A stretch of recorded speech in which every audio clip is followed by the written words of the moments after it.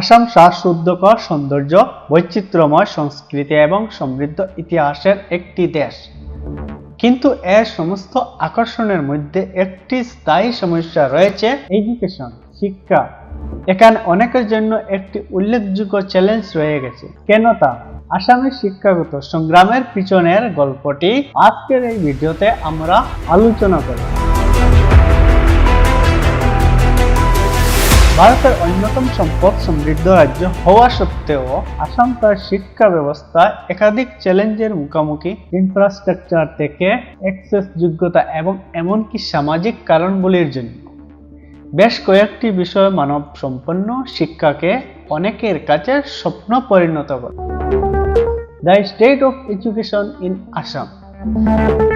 আসাম শিক্ষা জনগণনা হলো ভারতের আসাম রাজ্যের মানুষের শিক্ষাগত স্তর সম্পর্কিত তথ্যের একটি সংগ্রহ। আসামের সাক্ষরতার হার 2024 সালে 72.19% হবে বলে অনুমান করা হয়েছে।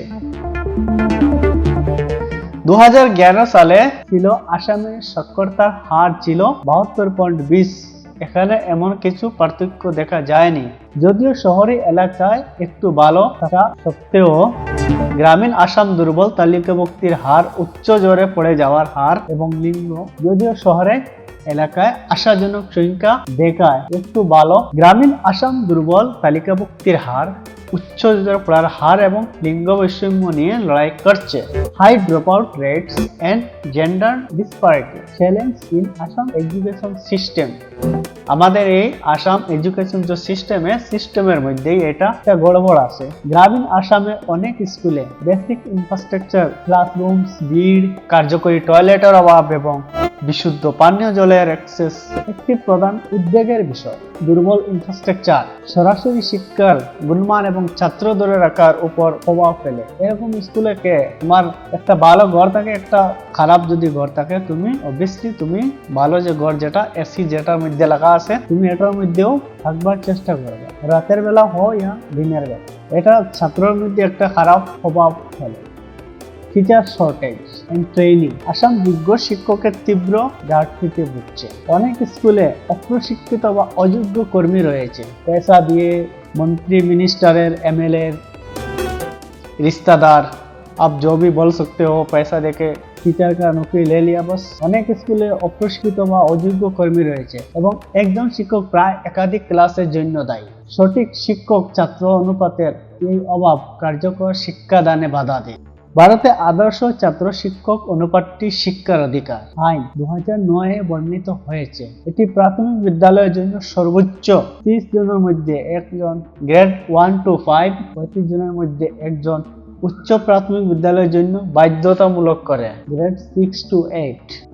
Accessibility and geography. আসামের জিওগ্রাফি তার নদী, পাহাড় এবং ঘন ঘন বন্যার কারণে অনেক এলাকায় স্কুল প্রবেশ করা কঠিন করে তোলে। প্রত্যন্ত গ্রামের ছাত্রদের প্রায় দীর্ঘ দূরত্ব পাড়ি দিতে হয়, যেমন পাহাড়ি এলাকার যে ছাত্র আছে তারা বহুতই অসুবিধা হয়। আমাদের গ্রামের মধ্যেও নদী, রাস্তাঘাট নাই, আর নদী বা রুক্ষ ভূখণ্ড পার হয়ে স্কুলে যেতে হয়, না তো স্কুল বহুত দূরত্বের কারণে ছেলেরা তো সাইকেলের মধ্যে চলে যায়, মেয়েরা অনেক সময় দূরত্ব থাকার কারণে তারা স্কুল যেতে পারে না, এইখানে ড্রপ আউট করে দেয়। সবচেয়ে বেশি অবস্থা খারাপ বরাক ভ্যালির। বর্ষার টাইমে বরাক ভ্যালি একটা সমুদ্রে বদলে যায়। Socio economic factors. আসামের চা বাগানের সম্প্রদায়গুলি সবচেয়ে প্রান্তিক দারিদ্র্যে অনেক শিশুকে স্কুল ছেড়ে দেয় এবং তাদের পরিবারের ভরণ পোষণের জন্য কাজ করতে বাধ্য করে। বাল্যবিবাহ এবং শিক্ষার গুরুত্ব সম্পর্কে সচেতনতার অভাব সমস্যাটিকে আরো বাড়িয়ে তোলে। Language barrier. এখানে ভাষা একটা বড় সমস্যা আছে আমাদের আসামে। আর ডিস্ট্রিক্টের মধ্যে আলাদা আলাদা ভাষা আছে, গ্রামের মধ্যে আলাদা, শহরের মধ্যে আলাদা। আসামের ভাষাগত বৈচিত্র্য একটি আশীর্বাদ, কিন্তু একটি চ্যালেঞ্জও রয়েছে। আশীর্বাদ কিন্তু শেখার মধ্যে একটা চ্যালেঞ্জ আছে। রাজ্য জুড়ে কথিত একাধিক আদিবাসী ভাষার সাথে একটি মান সম্পদ পাঠ্যক্রম তৈরি করা, যা প্রত্যেককে পূরণ করে এমন একটি কঠিন কাজ। অনেক শিক্ষার্থী যে ভাষা পারদর্শী নয় সেগুলিতে শিখতে সংগ্রাম করে, যেমন বিষ্ণুপুরী মানুষ, তারা বাচ্চাকে কিরকম, তারা মণিপুরি স্কুলে পড়তো, না তো ইংলিশ, ডাইরেক্ট ইংলিশ, না তো বাঙালি স্কুল, না তো আসামিস স্কুল, তারা তাদের ভাষা আলাদা। The rule of government and NGO.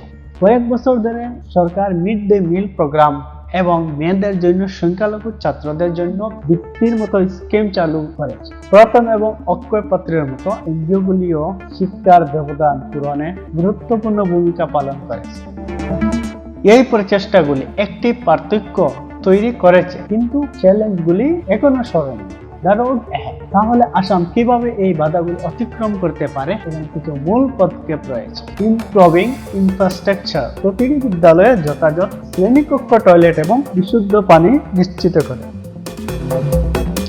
আরও যোগ্য শিক্ষক নিয়োগ ও প্রশিক্ষণ, বিশেষ করে গ্রামীণ এলাকায়। অ্যাক্সেসিবিলিটি এডুকেশন, প্রত্যন্ত গ্রামের কাছাকাছি স্কুল তৈরি করা এবং যাতায়াতের ব্যবস্থা। আমাদের সরকারি স্কুলে আমার জানা মতো নাই, যে এটা ভারত দেশও আছে, চায়না, জাপান তাদের দেশে আছে সরকারি স্কুলে স্কুল বাস। আমাদের দিকে এরকম নাই, এইগুলা কোনো সিস্টেম নাই যে স্কুল বাস। কমিউনিটি অ্যাওয়ারনেস, পরিবারকে স্কুলে পড়ার গুরুত্ব সম্পর্কে শিক্ষিত করা এবং শিশু শ্রমের বিরুদ্ধে লড়াই করা। Fighting child labour, leverage technology, e-learning tools এবং স্মার্ট ক্লাসরুমের প্রসার ঘটানো, যাতে সুবিধা বঞ্চিত এলাকায় পৌঁছানো যায়। আমাদের সরকারি স্কুলের ছাত্র এখনো আমি জানি না যে ChatGPT और आर्टिफिशियल इंटेलिजेंस जैसे वर्ड को सुना या फिर ऐसे कोई टूल्स है जो इनको पता हो, मुझे नहीं लगता है। শিক্ষা একটি উজ্জ্বল ভবিষ্যৎ এবং আসামের উজ্জ্বল সম্ভাবনা রয়েছে।